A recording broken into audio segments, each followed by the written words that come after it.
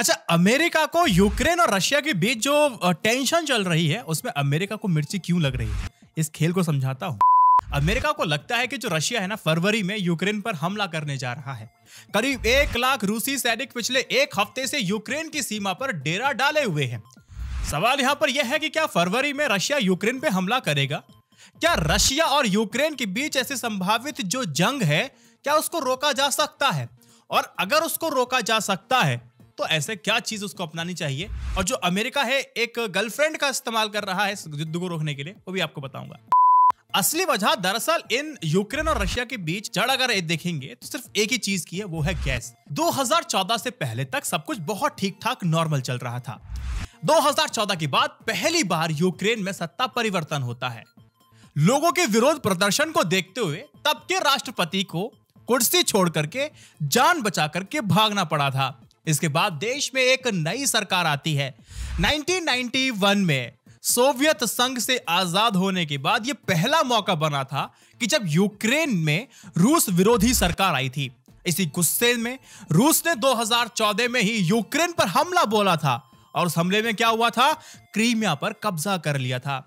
इसके बाद जो हालात शुरू होते हैं इतने बदतर होते हैं और बिगड़ने शुरू हो जाते हैं। आखिर माजरा क्या है मैं आपको बताता हूं। 2014 तक जो रशिया था ना, पाइपलाइन के जरिए गैस को सीधे यूरोप तक भेजता था। जिन देशों से होकर के पाइपलाइन गुजरती थी, रशिया उस देश को ट्रांजिट फीस देनी पड़ती थी और उन्हीं में से एक देश था यूक्रेन। रूस हर साल तकरीबन $33 बिलियन ट्रांजिट फीस के जरिए यूक्रेन को देनी पड़ती थी, यानी कि यूक्रेन को इनकम होती थी। यह यूक्रेन के सालाना बजट का करीब 4% है। अब देखिए, जैसे ही यूक्रेन के साथ रशिया के रिलेशन खराब होते हैं तो रशिया ने एक प्लान पर काम करना शुरू कर दिया था और रशिया ने यह कहा कि वो यूरोप तक नई गैस पाइपलाइन बिछाएगा और इस बार वो जो पाइपलाइन है ना, वो यूक्रेन से होकर नहीं गुजरेगी। अब इससे सिंपल तौर पे आपको क्या समझ में आ रहा है कि इससे यूक्रेन पर आर्थिक तौर पर कमजोर हो जाएगा। इसी के बाद रशिया ने नॉर्ड स्ट्रीम 2 गैस पाइपलाइन की शुरुआत की। ये रशिया की एक बेहद खर्चीली और महत्वाकांक्षी परियोजना है, यानी कि प्रोजेक्ट है। इस योजना के तहत वेस्टर्न रूस से नॉर्दर्न ईस्ट जर्मनी तक बाल्टिक महासागर के रास्ते 1200 किलोमीटर लंबी गैस पाइपलाइन बिछाई जाएगी। इस पाइपलाइन के जरिए रशिया अब सीधे यूक्रेन को बाईपास करते हुए जर्मनी तक अपनी गैस भेज सकता है। वैसे भी जर्मनी को इस समय गैस की अति आवश्यकता है, तो रशिया वैसे भी एक अपॉर्चुनिटी देख रहा है, मार्केट देख रहा है और सस्ते दाम में पहुंचा भी देगा और जर्मनी इस पर राजी भी हो गया है। अब गैस पाइपलाइन बनकर के पूरी तरह तैयार हो चुकी है। समस्या यहां पर यह है कि रशिया सरकारी कंपनी गैज़प्रोम जो कि इस पाइपलाइन को बिछा रही है, अब बस और बस यूरोपियन रेगुलेटर्स की मंजूरी का इस्तेमाल कर रहा है।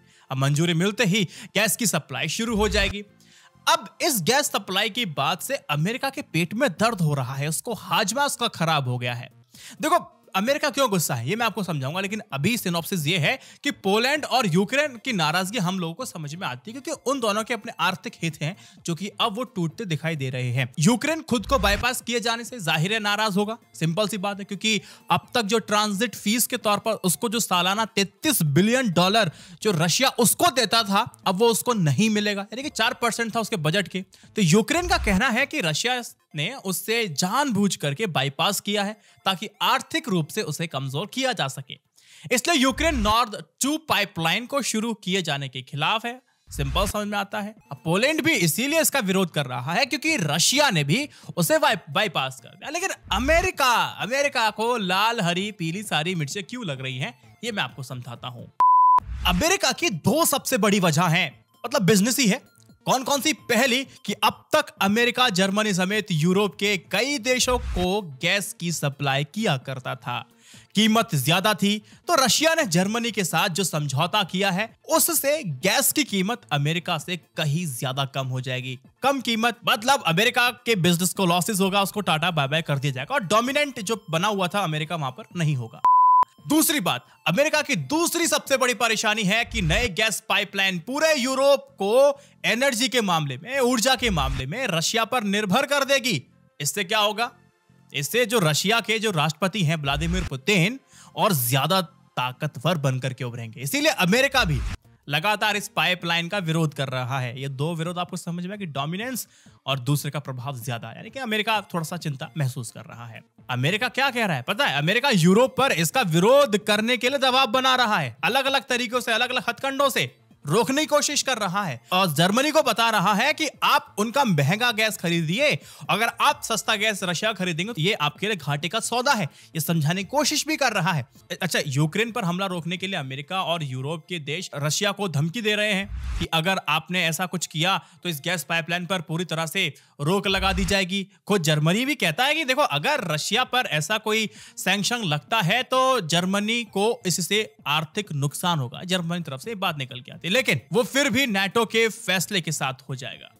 अब अमेरिका पूरी कोशिश कर रहा है कि रोकने के लिए। देखो, अमेरिका पुतिन की राह रोकने के लिए यूएस ने उनकी गर्लफ्रेंड पर एक निगाह को घुमाया है और एक पूरा गेम प्लान बना लिया है रशिया के खिलाफ। देखो, अमेरिका ने व्लादिमीर पुतिन और उनकी परिवार की कथित गर्लफ्रेंड, जिनका नाम अलीना कबेबा, पर भी प्रतिबंध यानी कि सैंक्शन लगाने की चेतावनी दी है। साथ ही जो बाइडेन प्रशासन रूस के खिलाफ गंभीर आर्थिक और व्यापारिक प्रतिबंध भी लगा सकता है, ऐसा कहा गया है। अमेरिका की चेतावनी के बाद सबसे ज्यादा चर्चा पुतिन की गर्लफ्रेंड अलीना कबेबा की हो रही है। तस्वीर ये है, आपको बताता चलूं कि 12 मई 1983 को जन्मी अलीना रिटायर्ड मीडिया मैनेजर और फेमस जिम्नास्ट रही हैं। रिदमिक जिम्नास्ट के इतिहास में अलीना कबेबा ने रूस के लिए सबसे ज्यादा मेडल जीते हैं। उधर ऑस्ट्रेलिया में लेबर पार्टी की सीनेटर किम्बरले किचिंग ने गुरुवार को कहा, रशिया और यूक्रेन के बीच लगातार बढ़ते तनाव के बीच ऑस्ट्रेलिया रूस के खिलाफ अतिरिक्त प्रतिबंध लगा सकता है। किचिंग ने यह भी कह दिया है कि मंत्रिमंडल की राष्ट्रीय सुरक्षा समिति को कहा कि कुछ खुफिया उनको जो जानकारी मिल रही है और जिसके चलते वो रशिया के खिलाफ प्रतिबंध लगा सकते हैं। देखिए, पश्चिमी देशों को अभी इस समय यह डर लग रहा है कि अगर रशिया और यूक्रेन के बीच में अगर कोई भी वॉर होती है तो इसकी आग की जो लपटें हैं वो पूरे पश्चिमी देशों में फैल जाएंगी। अभी तो अमेरिका कह रहा है कि वो यूक्रेन के साथ खड़ा हुआ है और किसी भी तरह से अगर रशिया ने यूक्रेन पर हमला करने की अगर कोशिश की तो आर्थिक गंभीर परिणाम उसको भोगने पड़ेंगे। और जर्मनी भी साफ तौर पे कहता है कि यूक्रेन के हमले के वो खिलाफ है, लेकिन रशिया के साथ गैस पाइपलाइन के वो खिलाफ नहीं है। वो उसे गैस पाइपलाइन खरीदेगा और अमेरिका के साथ नहीं जाएगा, वो साफ तौर पे इशारे दे चुका है। लेकिन अगर उसने यूक्रेन पर हमला किया तो जर्मनी ने भी साफ कह दिया है कि वो उसके साथ कोई समझौता नहीं करेगा और आर्थिक नुकसान फिर रशिया को होने जा रहा है। और रशिया को पता है कि अगर इस गैस पाइपलाइन का किसी भी तरह से अड़ंगा लगता है और जर्मनी के साथ समझौता नहीं होता है तो एक आर्थिक चोट उसकी इकोनॉमी पे पड़ेगी। देखो, एक टेक्निकल पॉइंट मैं आपको बताता हूं। अमेरिका भले ही अपने सैनिकों को तैयार कर रहा हो, उसने आदेश दे दिए हो, नाटो देश यूक्रेन को हथियार दे रहा हो, लेकिन हकीकत तो यह है कि रूस से सीधे टकराने को भी अमेरिका तैयार नहीं है। बात सिर्फ खर्चे की बात नहीं है, यहां पर बात टेक्नोलॉजी की है।